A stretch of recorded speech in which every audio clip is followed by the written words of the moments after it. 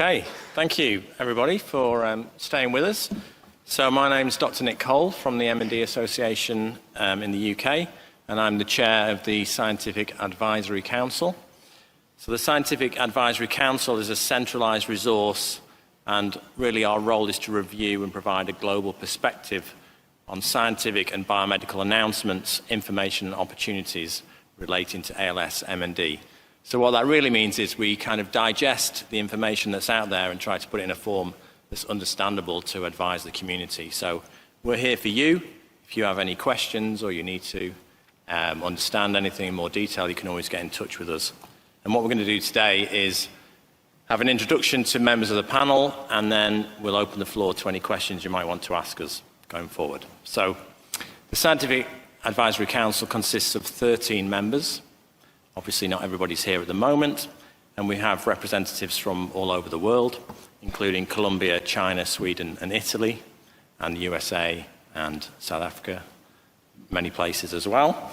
And so we'll just introduce the panel members. So if you could, we'll go down the line, introduce yourselves, and just give us a brief bio of who you are. Over to you, Beck. So I'm Beck Sheehan. I am the Research Director at Fight M&D in Australia, so down in Melbourne. A bit about me, I guess my background is in preclinical M&D research, so I was in an M&D research lab working on drug treatments in cell and animal models of M&D. And then about 8 years ago, I met one of the founders at Fight M&D and was really inspired to hang up my lab coat and join the organisation. So I've been with Fight for 8 years. I look after oversee all of our investments in research and care. And I'm really passionate about including the lived experience voice in research. So I've been really grateful through my role to be able to be involved in a number of great initiatives that are bringing researchers and people with lived experience together. Thank you. Janine. I'm Janine Heckman. I'm a neurologist from Cape Town, South Africa, and I've already introduced myself as the part of the ALS Africa Research Network. And yes, I'm very happy to represent Africa on the SAC. Thank you. Martina. You must be tired of hearing from me. So I'm Martina De Mayo. I am the Scientific Director for the International Alliance. My background, I'm a neuroscientist and researcher by training, worked in the ALS and MND space for almost 15 years now with my PhD and postdoc, and then with some industry experience, and I'm very excited to be here. And I'm David Taylor. I'm the Vice President of Research and Strategic Partnerships at ALS Canada for the past 12 plus years. And I'd just like to say I've been in ALS for about 24 years, and it is my everyday passion. And I'm just so grateful to be a part of this community. And I say thank you for that opportunity.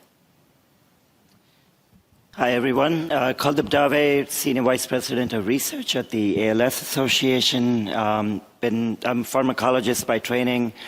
Been at the association for over 5 years now, and happy to be on the panel. Thank you.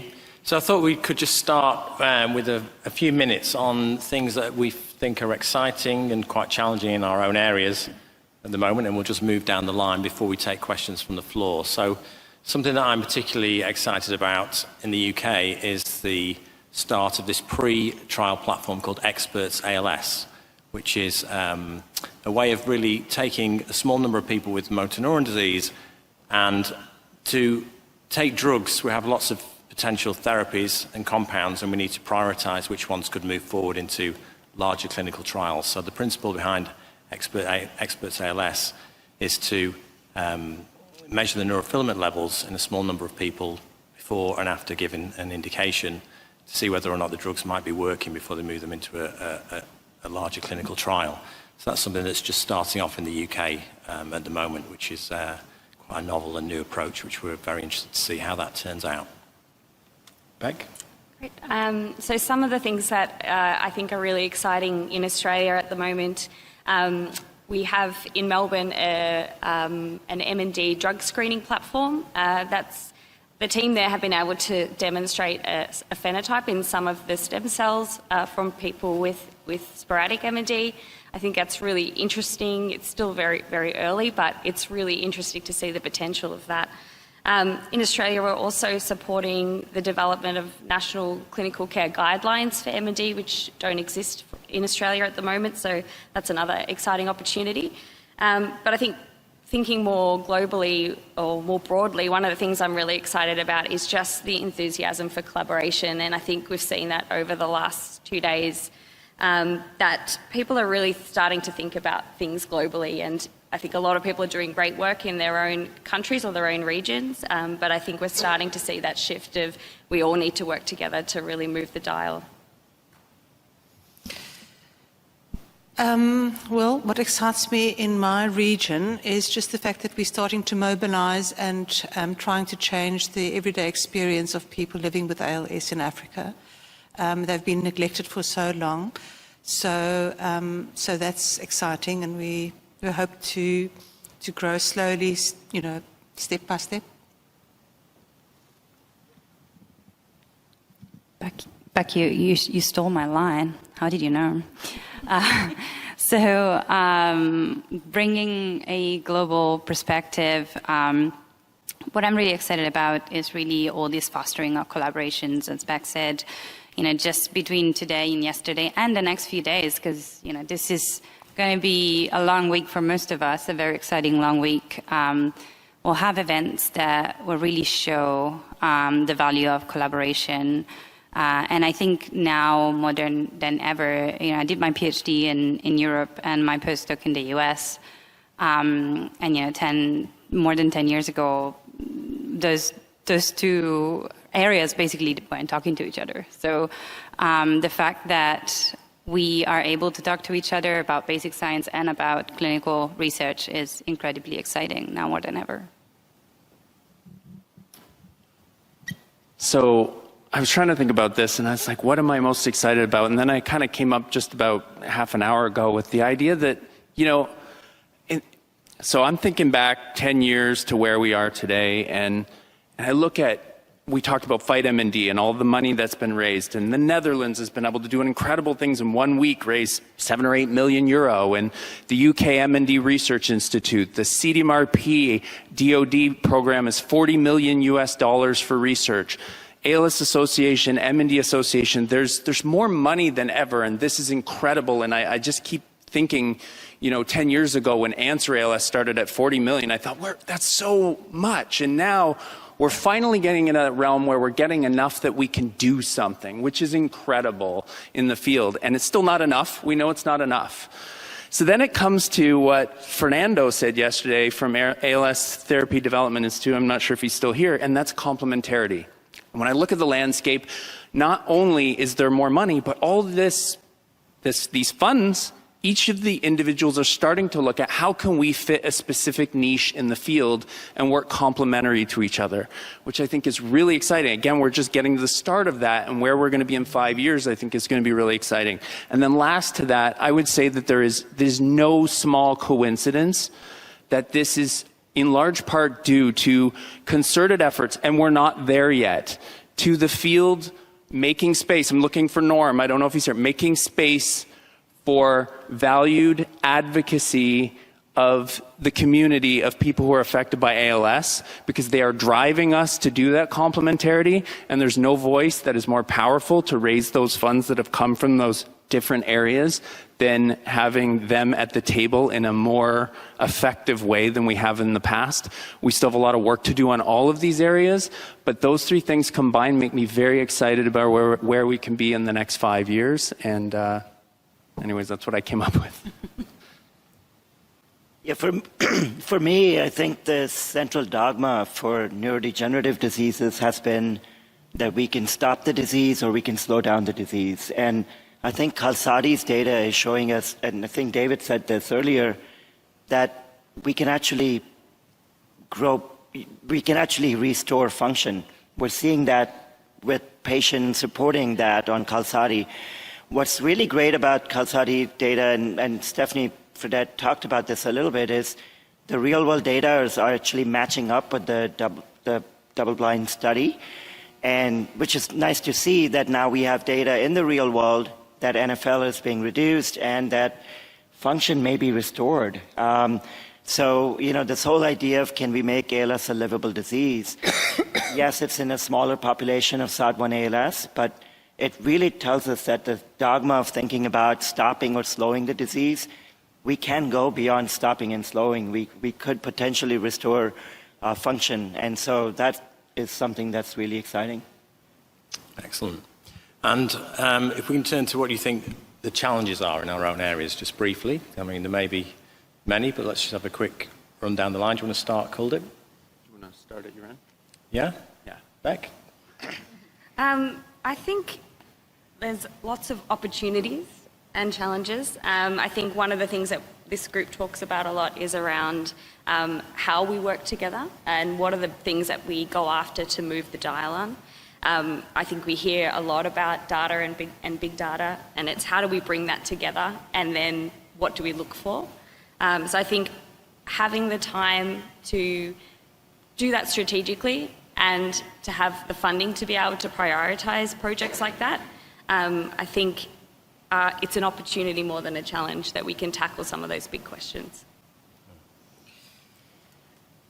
Well, I could speak for a long time on challenges, but I guess the bottom line is that we as the low middle income countries, we do need help, and we need financial help.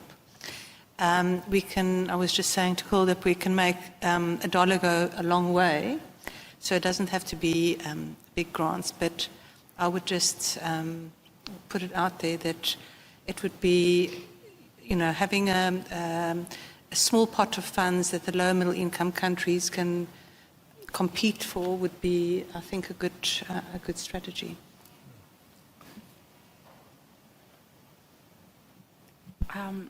So I think the challenge that I see, and this is going to be no surprise to anybody, is generally heterogeneity, and that is within the clinical population, but also as a basic scientist. It's somebody who worked with in vitro modeling, identifying that signal that the previous panel was talking about. We've made great progress, but it's still very, very hard to understand what that signal is. And so the challenge that I see is really heterogeneity in the population and in any prediction model. And so one of the challenges, I will give a shout out to my colleagues, actually, Tammy and Elida, who put it much more eloquently than I was planning to now. But one of the things that we've talked about quite a bit is understanding that challenge right now between the urgency of the unmet need of the disease and that space where there seems to be a signal at a very small, underpowered clinical trial. We have a long history of being fooled by smaller, underpowered studies that turn out not to show efficacy in the end.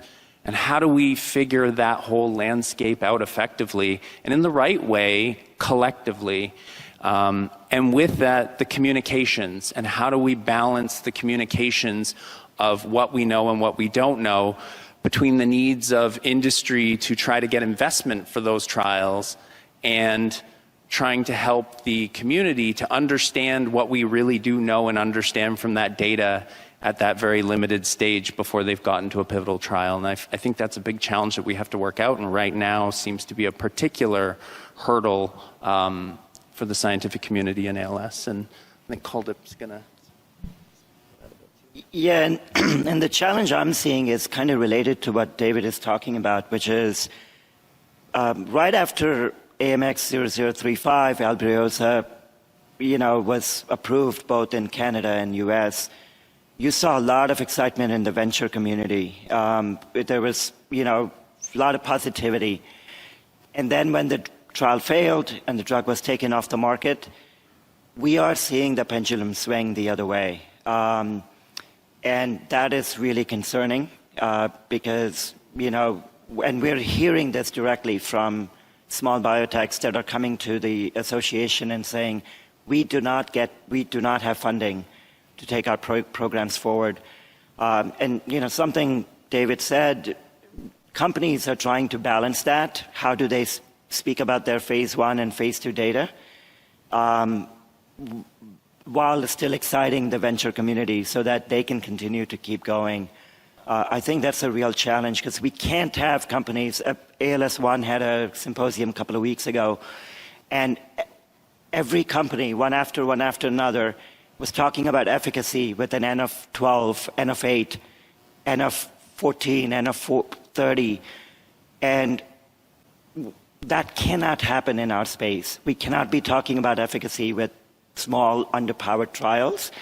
But I understand why these companies are doing it, because if they only focus on what phase 1 and phase 2 is supposed to be, which is dose selection, PK/PD, target engagement, biomarkers, maybe the VC community is not interested in funding them. And so, it's a balance. How do we scientifically on this stage make sure that companies are not talking up efficacy in underpowered trials, but yet how do we, on this stage, provide a message to the venture community that ALS is still really tractable, and hopefully use Qalsody as an example of that? Yeah, thank you. So we'll open the floor to any questions you would have. Please raise your hands. And if not, we'll go to the online questions. Do you have anyone like a question in the room? One at the back there. Thank you. Hey, thanks for your comments. I was wondering if any of you had some thoughts around heterogeneity. What is working to try to draw a representative population in the trials? It's a good question. Who would like to take that? Dave? Clarify? Yeah, do you want to clarify that, Rob, a little bit in terms of specifically how heterogeneity is affecting clinical trial outcomes, and how do we do a better job of approaching that, or was it something else? So for example, earlier with the ALS Focus survey, we saw 95% of respondents were white. How do we make sure that clinical trials enroll a representative set of participants so that we can make the most informed conclusions? Do you want to go? Oh, you. We work harder to address that, and we have, when you point those things out, we go to the appropriate people in this room who can help us, I think, to do better at that, and making sure that we're reflecting on that and figuring that out. I personally don't have a specific answer, but I think that the more we talk about it, the more we're going to try to figure out and do it. And I think even things that, like Allison presented before and stuff, tells us we have a lot to learn on how to approach people to have a more balanced understanding of who wants to be in trials, how do we incorporate people into trials, and obviously earlier with the different networks, how do we get this around the world, and how do we understand the disease in different areas around the world and how treatments will be effective. I don't know if that answers the question, but I think Martina was also going to.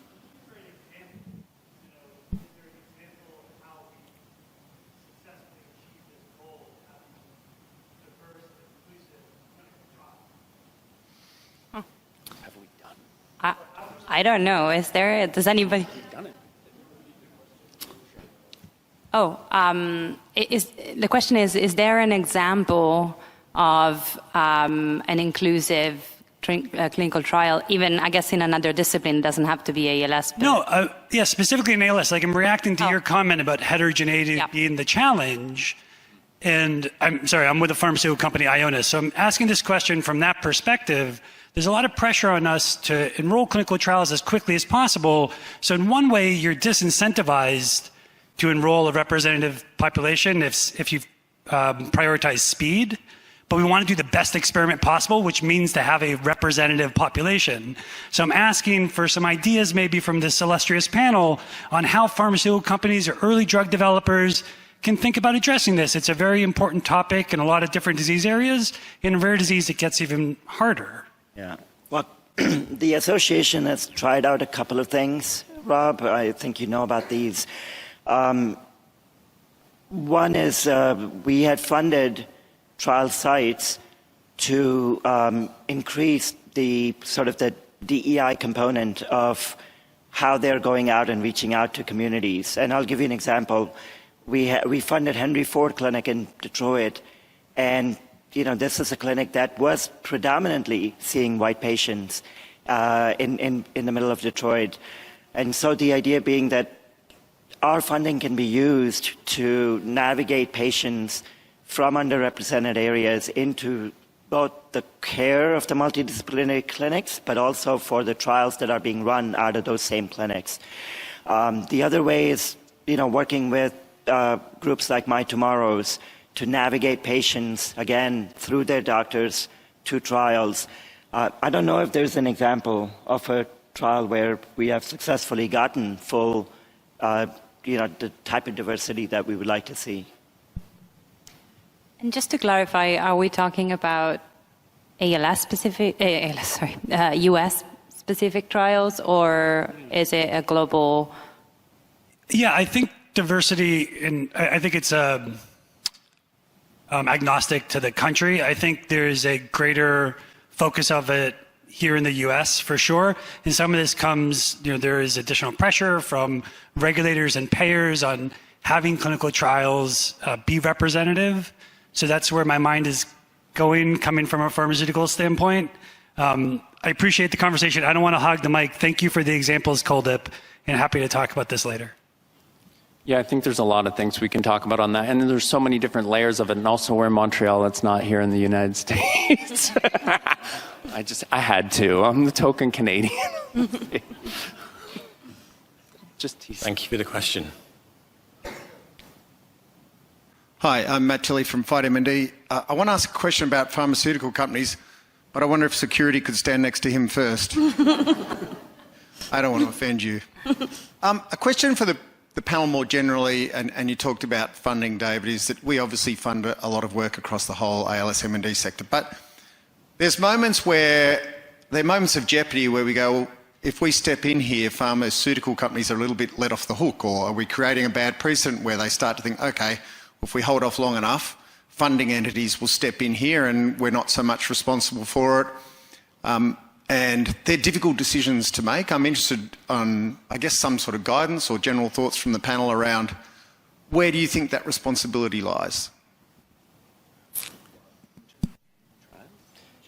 In terms of funding trials, you're saying in terms of funding trials that maybe industry should be funding instead? Or, I think it's a problem we don't generally have in the field that much yet. And I think it's a great question to be having, to know that there is enough funding coming through certain philanthropic regions to be able to support clinical trials that are effective and getting to endpoints that are meaningful.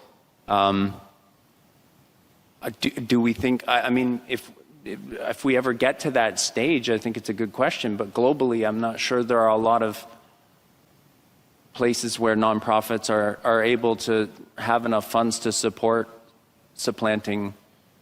Even investigator-initiated trials are hard to fund sometimes in phase 3 level. So I don't know. I'll look down the panel as well in terms of, I think it's a great thing that we're at that space, but it's a good question that's leading to where we may get as I talk about us having more funding, and we need to consider it, absolutely.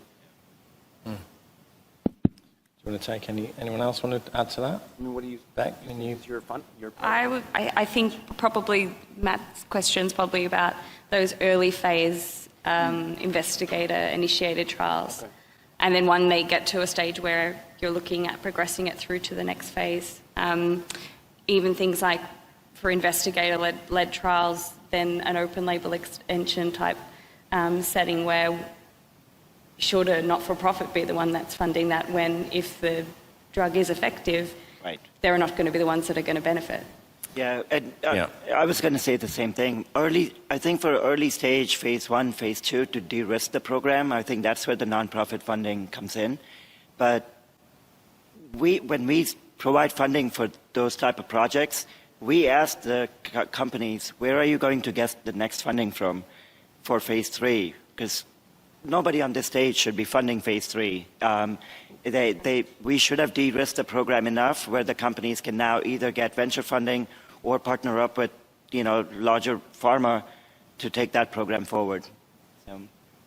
Yeah, and it's also important that the landscape's still attractive to investors as well. So if we have a responsibility to make sure that things are done properly and communicated in the right way, and we don't need to be in the position where trials are failing all around us, or there's a difference between the way trials are conducted in different parts of the world. So I think it's really important the way that we present the M&D space as well to attract that investment. You know, I think that's a really important thing, the way the landscape is perceived. And I just had Nick that maybe the UK is a really great place to have a chat, Matt, with, because I mean there's so much happening with repurposed therapies going into experts ALS, moving through to potentially the M&D SMART trial, the experience that you've had with Miracals in terms of being an investigator-initiated large, long trial, and what happens at that end stage between that balance of how do you get this potentially considered through a regulatory pathway or access, and also considering the potential of needing an industry partner to be involved in that. And that's obviously a very complex situation right now, but I think those learnings could really help a group like Fight M&D to help navigate those situations as well, don't you think? Or Yeah. I don't know. I'm looking. No, I agree. I think it's important. Yeah. Yeah. Thanks. Is there a question of? Sorry. Oh, we'll go to this guy. I can't see much. Does it work? Okay. I was jumping to the previous question. I'm sorry, but I would like to help in finding eventually an answer. Because learning from other disease in which we are working for diversity group inclusion, especially because from the pharma perspective and also from the regulatory agency perspective, they ask us to build a clinical trial in which we could represent the most part of the population. And one of the points we have found around the world is the first point is the language barrier. So maybe could be really useful having the same maybe guidelines or something like that, or also the outcome measures translated in different languages. This is one point we saw that could maybe match the answer from the regulatory agencies, and maybe for the pharma. Could be maybe useful work together in that direction. Maybe could be a really practical answer from your question. You're welcome. Thank you. Who I am? Okay, sorry. I'm Riccardo from Italy, especially from the ALS Italian Association, and now I will be a new member of the Alliance of ALS and MND. Okay. Thank you. Thank you for your comment. Hi.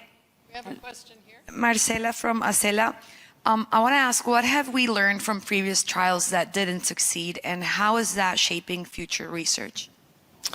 Yeah, really key question. You know, it's really important that we always learn from trials, and I think there's been many examples where we haven't learned and we're still not learning, and that needs to be changed, whether it's target engagement or a biomarker that's measured in every single trial, a standardization across trials which are done in every different country.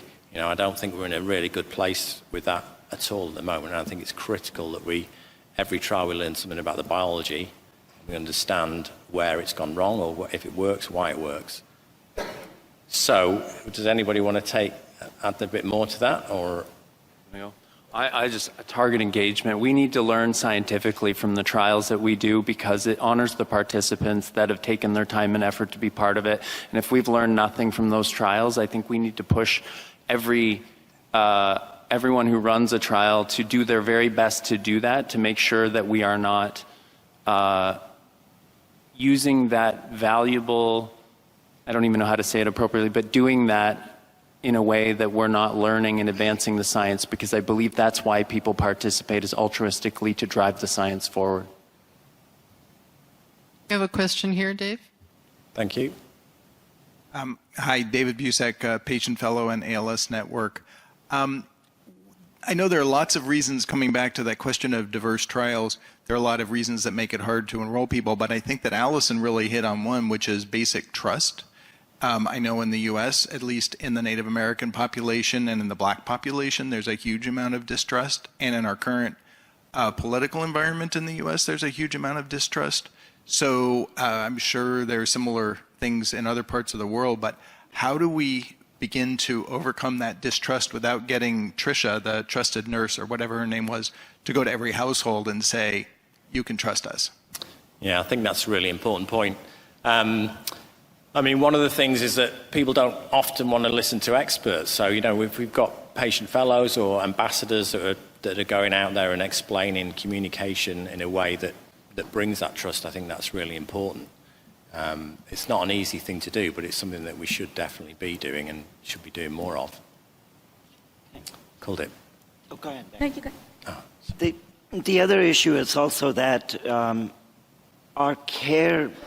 multidisciplinary clinics look like that too, because the clinical trials are happening in those clinics, and that's where the patients are getting recruited from.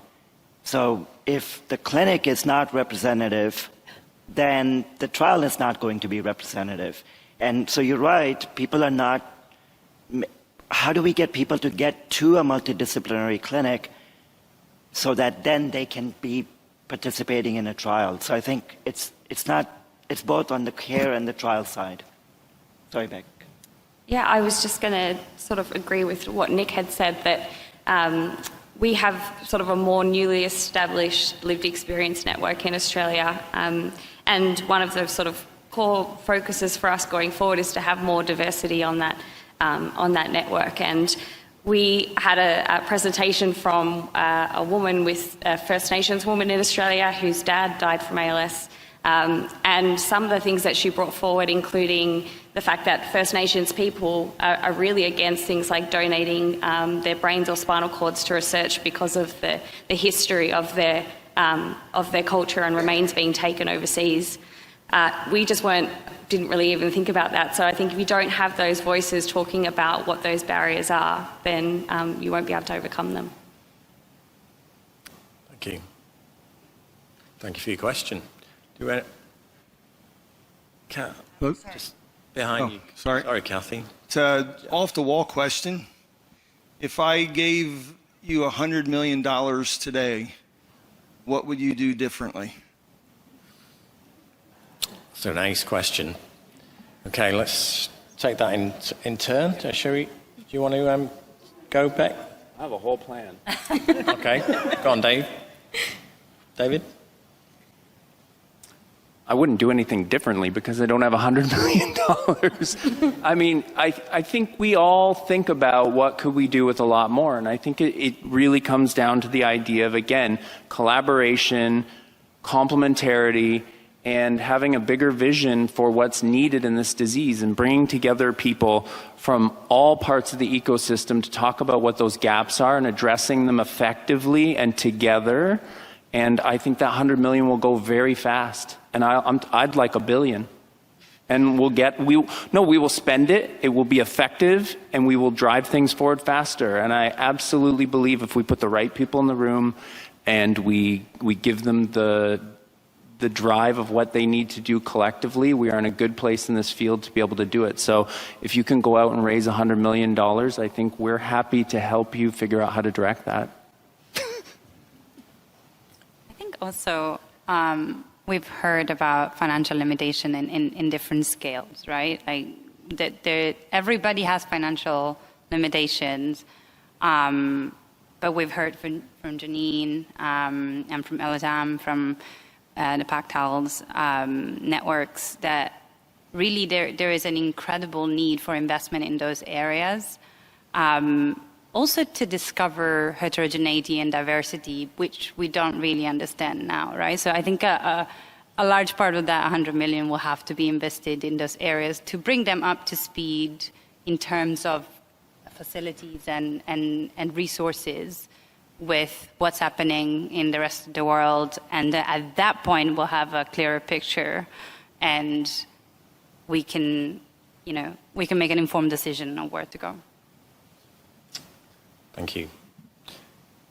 Are we good? Kathy? Me? Yes. Okay, great, thanks. I still get really excited when I hear stories about tofersen and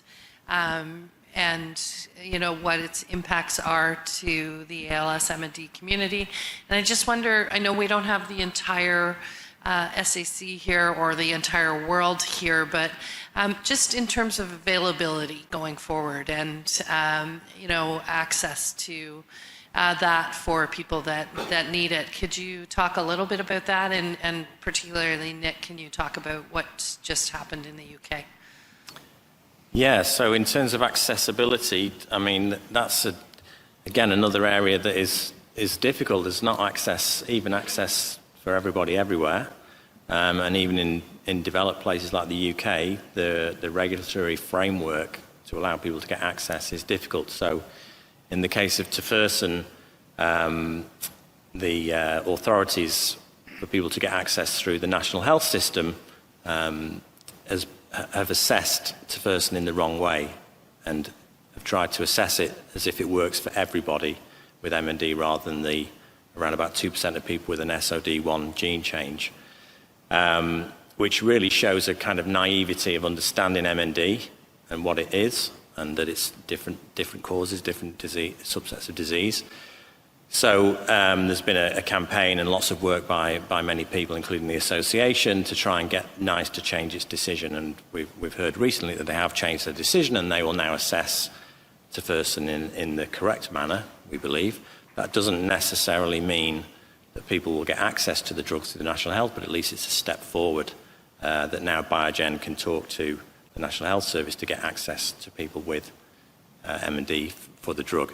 I have to say that Biogen have also been providing the drug to people free in the UK who are able to get it, but that couldn't go on indefinitely, so credit to them as well. But credit to people living with MND in the UK that got behind the campaign, filled in a petition, etc. But it shows that, you know, people can move the authorities and the regulators when we all work together, and that's credit to people living and affected by MND. But that's in the UK. You know, it's approved in Europe and the US, but in many other countries, you know, access is going to be very, very difficult indeed. If that answers your question, Kathy. Yeah, and I was just going to add, obviously, the obvious point too is that if you need access to genetic testing and genetic counselling to even enrol it or be eligible for the therapy, so that's another big issue too. Yeah. There's a lot of work to do. But the Alliance is, you know, shifting the dial across the world, I think, which is really key. I think we're probably short. We're out of time, are we? Have we got time for one more question? One more? Squeeze on in. All right, one more. We're going to go back to the funding question, because I really want to take this gentleman up on his offer of $100 million. So here's really my question, though. We've talked about, David, you talked about target engagement, which leads me to believe that where we need to fund on the investment continuum is basic science. We've talked about a problem with VCs maybe removing themselves a bit from the space or being a little skittish, which tells me we need money later on in clinical development. Where do you see the biggest need when you look at the continuum of where this research needs to be funded? Yeah, that's a great question. I mean, I would say, and it was touched on earlier, really, effective ways of measuring and understanding what targets we're looking for, target engagement and biomarkers, so that we can see whether drugs are working, we can see what happens, we can get these things to people earlier in diagnosis, so we know the drugs are getting where they need to be very early on, and we can't do that without effective biomarkers. So work needs to be done on that, absolutely, and is ongoing considerably as well at the moment. Would anyone like to add to that? I'd just shout out that, you know, Fight MND held this global roundtable really to assess some of those gaps and bring together a group of people, and we'll continue to expand that out, hopefully with a large group of collaborators to understand what those gaps are. And they, in that group, came up with 7 key areas that they felt were really places we should be investing funds to try to move the needle as quickly as possible. And I think sort of what's come out of it is how do we shave decades off the disease in just a series of years. And I think that will be more widely put out there over the next several months. And right now it's sort of being workshopped, but I think that will hopefully be partially a good answer to what you've asked. Yeah, thank you. So I think we'll wrap that up there. But just to say that we are all rowing in the same direction, and there's great things happening in motor neuron disease, ALS. It's not perfect by any means right now, but progress is really being made, and everybody's working really hard to try and find the answers in collaboration with people with motor neuron disease, ALS as well, pharmacy and industry as well. So, we'll keep moving forward with the fight. And again, our role as the council is really to try and digest and understand the information so that people can really understand what's happening on the landscape as well. So thank you very much to our panel, and thank you for you all for listening to us today. Thank you.